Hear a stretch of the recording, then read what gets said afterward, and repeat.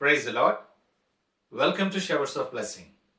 దేవుని కృపలో భద్రపరచబడి నూతన దినంలో ప్రవేశించాం. ఈనాటి దేవుని వాగ్దానం.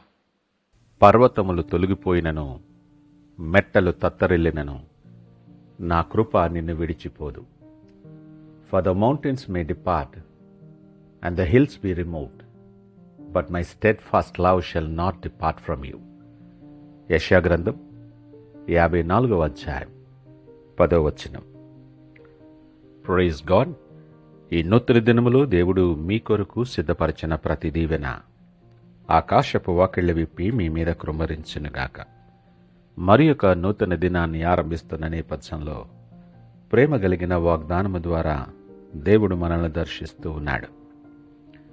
ఎత్తైన పర్వతాలు, కొండలు, లోయలు చాలా బలమైనవి, స్థిరమైనవిగా మనకు కనిపిస్తాయి. గొప్ప వ్యక్తులను, సంపన్నులను, కీర్తి మేధస్సు కలవారు పర్వతంతో పోల్చబడతారు. మనం పోలుస్తూ ఉంటాం.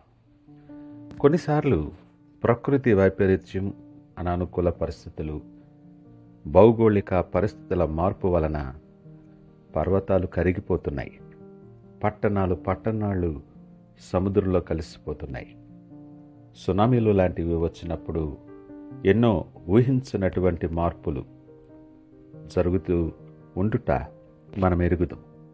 పేరెన్నికగన్న పర్వతాలు, కట్టడాలు, కీర్తి సంపాదించుకున్న అనేకములు అవి మారిపోతూ, అవి నిర్మూలన చేయబడుతూ ఉన్నాయి. వాస్తవానికి ఈ మాట చాలా ఆలోచింపచేస్తుంది కదా. బైబిల్ ఏం మాట్లాడుతుందనగా, పర్వతాలు తొలగిపోయిన, మెట్టలు తత్తరిల్లుతాయి అనగా మనకి స్థిరముగా ఘనముగా కనబడేటటువంటివన్నీ కూడా అవి మార్పు లేనివి కాదు. కాలానుక్రమంగా అవి కూడా అనేకమైన మార్పులు వాటి జీవితాల్లో, వాటి క్రమములో వస్తాయని స్పష్టం చేసింది. అంత మాత్రమే కాదు సుమా, ఆయన మాట, ఆయన వాగ్దానం, ఆయన నిబంధన అది సమాధానకరమైనదని, అది నిత్యమైనదని, విడిచిపోదు అని, శాశ్వతమైన వాగ్దానమని మనకు గుర్తు చేస్తూ ఉంది.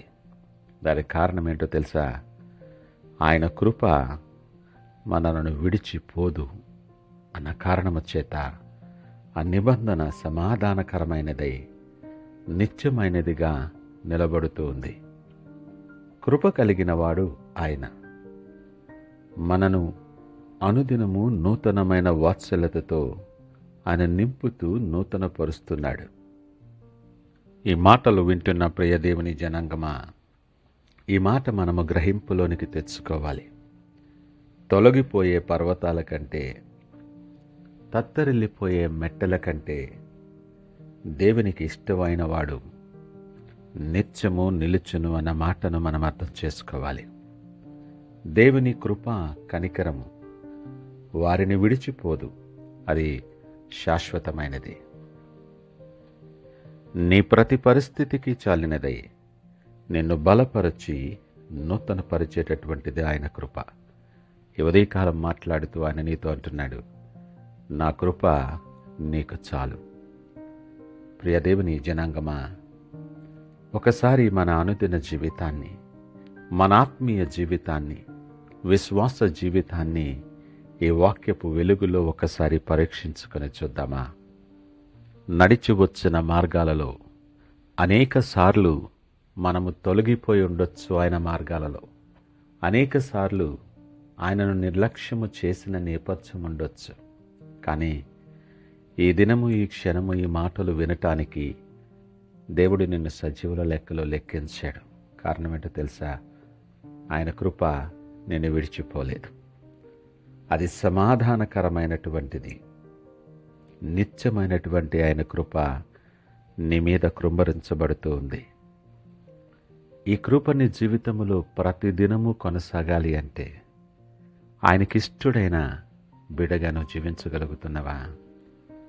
విశ్వాసము లేకుండా ఆయనకి ఇష్టడై ఉండుట అసాధ్యమని లేఖనం మాట్లాడుతున్న నేపథ్యంలో నీ విశ్వాసం ఎంత దృఢమైనది? నీ విశ్వాసం దేవుని మెప్పించేదిగా ఉండగలుగుతుందా? నామమాత్రపు విశ్వాసిగా నువ్వు పిలువబడుతూ అలాగూ జీవిస్తున్నావేమో ఒకసారి ఆలోచన చేసుకో.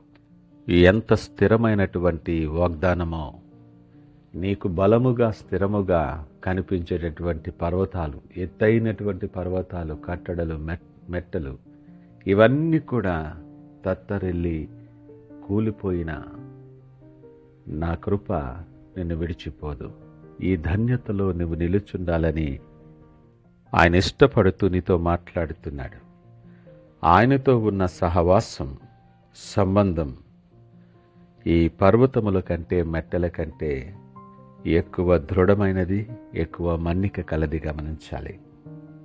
ఈ నూతన దినములో, ఈ నూతన దినాన్ని ఆరంభిస్తున్న నేపథ్యంలో ఆయన అడుగులలో నడుస్తూ, ఆయన సహవాసములో నిలుచుండి మనల్ని మనం ఆయన చేతులకు అప్పగించుకొనచ్చు. నిత్యమైన ఆ కృప మన మార్గాల మీద, మన కుటుంబాల మీద, మన జీవితాల మీద కృంభరింపబడులాగున ప్రార్థనతో ఈ దినాన్ని ఆరంభిద్దామా? ప్రార్థించుకుందాం. మహోన్నతుడు, నమ్మకమైన మా యేసయ్యా, స్తోత్రాలు. నిత్యమైన నీ కృప మమ్మలను విడిచిపోదు అని నీవిచ్చిన వాగ్దానాన్ని బట్టి మీకు వందనాలు.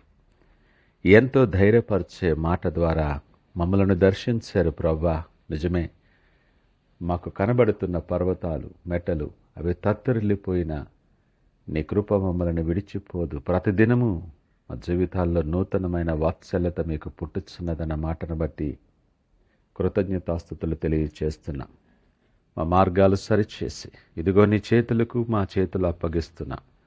మీరు సిద్ధపరిచి స్థిరపరిచిన మార్గాలలో, వెలుగుకరమైన మార్గాల్లో నడిపించి అనేక మందికి దీవెనకరముగా మీరు నిలవబెట్టి మీరే మహిమ, ఘనత, ప్రభావాలు పొందుకోమని యేసు పరిశుద్ధ నామమున అడిగి వేడుకొనుచున్నాము తండ్రి. ఆమేన్. God bless you.